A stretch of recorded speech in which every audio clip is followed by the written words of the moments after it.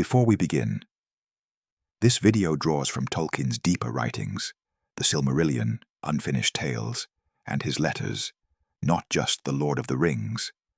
Some of the analysis involves connecting dots across these texts and exploring what Tolkien deliberately left mysterious.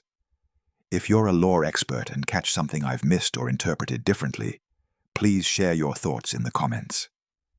Tolkien scholarship thrives on discussion, and I'm always eager to hear other perspectives from fellow readers who've spent time in the deeper corners of the legendarium. When Gandalf fell fighting the Balrog, he didn't just die. He fell for days through the darkness beneath the mountains, and what he found down there terrified him more than the Balrog itself. He spoke about it only once, in a single cryptic sentence that has haunted Tolkien scholars for decades. There are things beneath Middle-earth older than Sauron, older than Morgoth, things that even the Valar don't fully understand. And Gandalf encountered them in the deepest darkness. Stay with me, because what Tolkien hints at, without ever fully explaining, might be the most disturbing thing in all of Middle-earth. Let's start with what actually happened. When Gandalf faced the Balrog on the bridge of Khazad-dûm, they both fell into the abyss. But this wasn't a simple fall to death. It was the beginning of a journey into the deepest places of the world. Tolkien describes what happened next in the Two Towers, through Gandalf's own words. Long I fell, and he fell with me. His fire was about me. I was burned. Then we plunged into the deep water, and all was dark. Cold it was as the tide of death. Almost it froze my heart. They fell into water deep beneath the mountains, water so cold it nearly killed even a Maya. But the fall wasn't over. They went down into tunnels, of which even Sauron knows nothing. Think about that. There were places beneath the earth that even Sauron, who had existed since before the world was shaped, didn't know about. And then, Gandalf says something that changes everything. Far, far below the deepest delvings of the dwarves, the world is gnawed by nameless things. Even Sauron knows them not. They are older than he. Nameless things. Older than Sauron. Things that gnaw at the world from below. And Gandalf encountered them. Here's where we need to be careful, because Tolkien deliberately left this mysterious. He never explained exactly what the nameless things were, but he gave us clues, and those clues are terrifying. First, let's establish what they're not. They're not Balrogs. Gandalf knew what the Balrog was, and he distinguishes these things from it. They're not servants of Morgoth or Sauron. They're older than both. They're not creations of any Dark Lord we know about. So what could they be? In Tolkien's mythology, when the Ainur sang the world into existence, not everything that came into being was intentional. The music of the Ainur was corrupted by Melkor, who became Morgoth.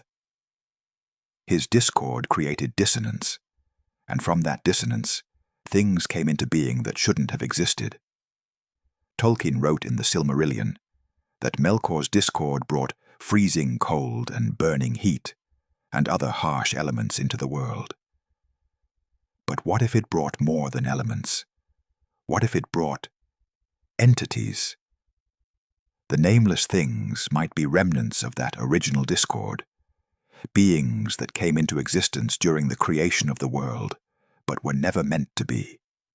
They're not evil in the way Sauron is evil, with purpose and malice. They simply exist, gnawing at the foundations of the world, mindless or alien beyond comprehension. Here's another clue. They're far below the deepest delvings of the dwarves. The dwarves mined deeper than any other race. They loved the depths, understood the bones of the earth, and they went deep enough to awaken the Balrog. But even they never reached the level where the nameless things dwell. That's how deep Gandalf fell. Now, what did Gandalf actually encounter? He doesn't give us details. which might be the most terrifying part. He just says they exist, that the world is gnawed by them, and that he passed through their realm. The word gnawed is crucial. It suggests something consuming, something eating away at the very fabric of the world. Not building, not creating, just slowly devouring the foundations of existence. These aren't creatures that wage war or pursue goals.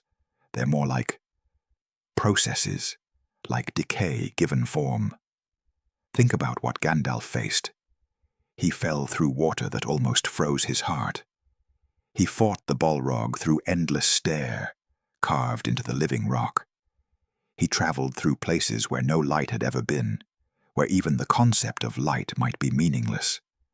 And in those depths, he encountered things that exist outside the normal order of creation.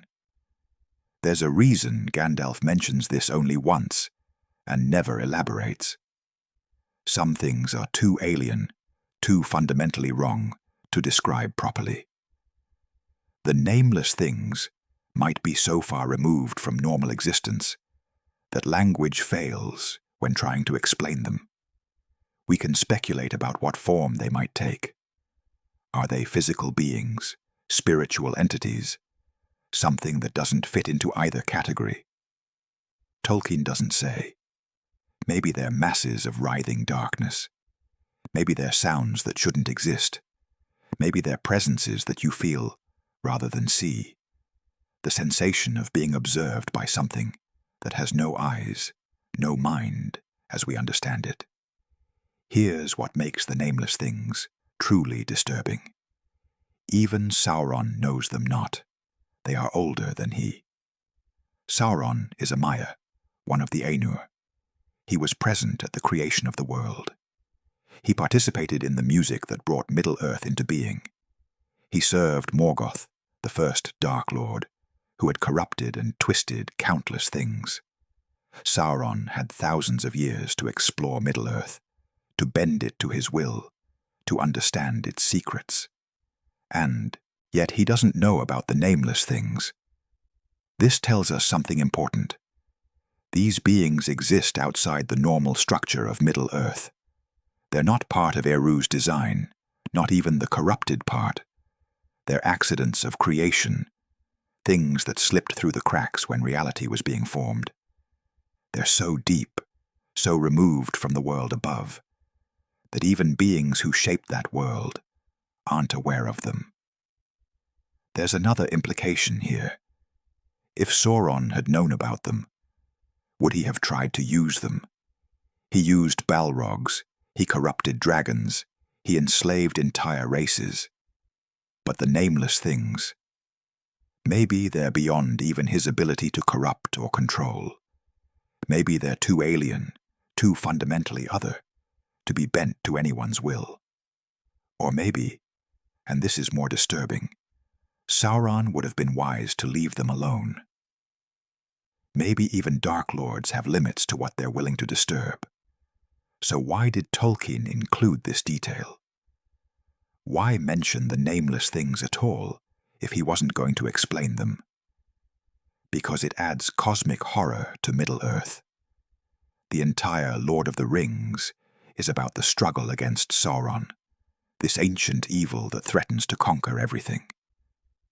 But then Gandalf casually mentions that beneath the world, there are things older and stranger than Sauron, things that gnaw at the foundations of reality.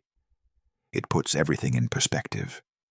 Sauron seems like the ultimate evil, but he's just one evil in a world that has deeper, older, more incomprehensible terrors. The battles for Middle-earth are important, yes, but beneath it all, the world is being slowly eaten by things no one understands. This is classic Tolkien. He created a world with layers upon layers of history, mystery, and depth. Not everything needs to be explained. Not everything can be explained. Some mysteries are more powerful for remaining mysterious. The nameless things serve another purpose. They show us that even Gandalf, even the Valar, even Eru himself perhaps, didn't create a perfect world. There are flaws in creation, accidents, things that shouldn't exist but do. The world is not a safe, ordered place where everything makes sense. It has dark corners, bottomless depths, and inhabitants that exist outside all known categories. When Gandalf returned as Gandalf the White, he had seen the deepest secrets of the world. He had passed through realms where even death works differently. He had encountered the nameless things and survived. That experience changed him, made him more powerful, yes, but also more aware of how vast and strange the universe truly is. And he never spoke of them again. Not to Aragorn, not to Frodo, not to anyone. Some knowledge is too heavy to share. Some things are better left in the darkness where they dwell. So what were the nameless things? We don't know. We'll never know for certain. But we know they exist, far below the world we see, gnawing away at the roots of reality. They were there before Sauron. They'll be there after. And somewhere in the deepest darkness beneath the misty mountains, they remain, nameless, ancient, and utterly alien to everything we understand. That's the horror Gandalf witnessed in the depths. Not a monster he could fight, not an evil he could understand, just the terrible knowledge that beneath the world he was trying to save, there were things older than good and evil, things that exist outside the story entirely. And that might be the most disturbing thing Tolkien ever wrote.